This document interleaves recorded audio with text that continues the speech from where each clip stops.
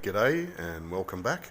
Today we're going to make a Newman motor, and this in fact was the first motor I ever made on YouTube.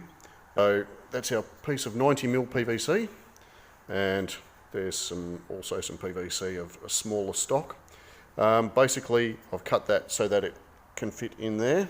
This is our base, so that will go onto there, and here is a microwave oven transformer coil that would probably use that wire or similar. A little bit of 16mm dowel to make up the length. So what we'll actually do is the dowel goes in the middle, and that'll help support that metal when we drill a hole through it. And of course the magnets will go on the end, so we'll just do that now. So now you can see our magnets are comfortably in our pipe, ready to be inserted into this pipe, and that will spin freely.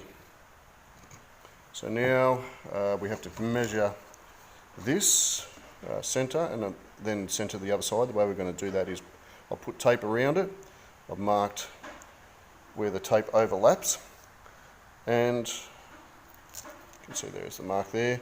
I'll take it off, measure it, divide it by 2, put it back on, and we'll have our centre. I've laid it on the ruler where the start point is, and we can see that there's our line, and it is actually 284 millimeters. So we're just going to divide that by 2 and draw a line, and so 141 is our centre. Okay, so there's our mark and the start. Go around here, and that's the centre line. That's where we've got to draw it. It'll be exactly opposite. And there we have it. That's exactly where our shaft has to go through. I'll be drilling a pilot hole, then running an 8.5mm bit through both sides. Drill the centre of the magnet rotor 8mm, exactly the same as my all thread, and the reason for that is so that I could tighten or thread the dowel inside there, and that'll prevent that from slipping on the shaft. Okay, so here it is mounted. She moves quite freely. Ready to now wrap our coil around. So this particular coil is 900 grams. So I'll be using this one to wrap around, and I'll wrap it around until it weighs about 450 grams, and then cross over here and wrap it around in the same direction on the top. I put a huge amount on there, like that's about 1 kilo of this strand of copper out of the microwave oven. I think there's about 1,000 turns top and bottom each. So that's a whole heap of coil going on there. Before we test it, what I will do is I will just wrap some sticky tape or some tape around the ends of there, so if worst comes to worst, those magnets don't come flying out. And as you can see, I've just wrapped a bit of tape around it. I've hooked up the multimeter, both ends, and okay, so a couple of volts, maybe 3 volts. I think as a generator, it's not going to be that good. All right, let's see how many amps it's going to do. Alright, so I just got the milliamps, and as you can see, stuff all. Yep, that is AC milliamps. So really not much. I've got the obligatory drill test to come. Alright, so 10 volts, 9 or 10 volts. Let's check the current. Also 7 milliamps. Anyway, that's the way that if you go to AI, that's the way AI recommends to hook it up. Hook it up to a motor like that and use it as a generator. But we won't be doing that. Today I'm going to look at how to hook up the motor as far as the Newman type situation goes. How he set it up.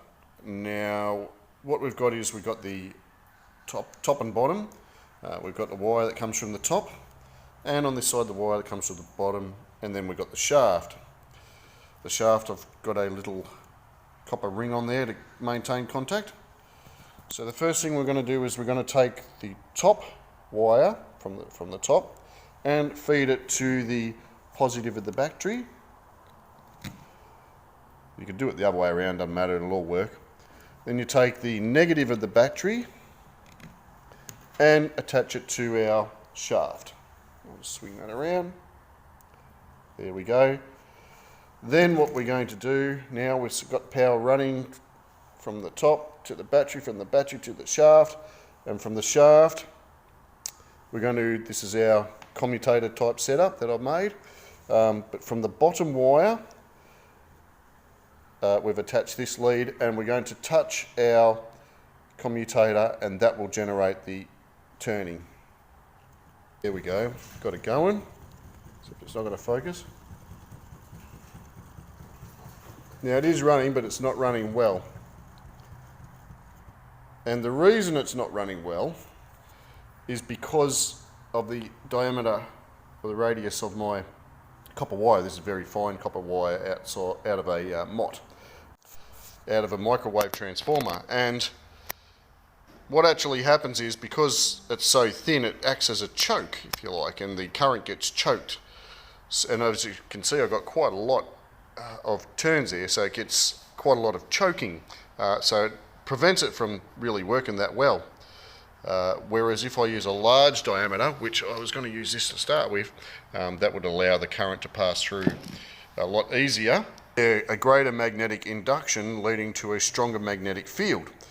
So I think that's what we have to do. We have to actually use the thicker wire, and that will make things a lot better, because this system really not working so good. Does work, but yeah, it doesn't have any grunt at all. So unfortunately, that's one, well, fortunately, that's learning. Bigger battery. So better battery, bigger battery, more power,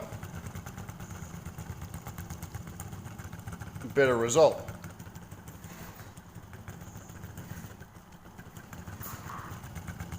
But still not where we need it to be. We really need this baby humming.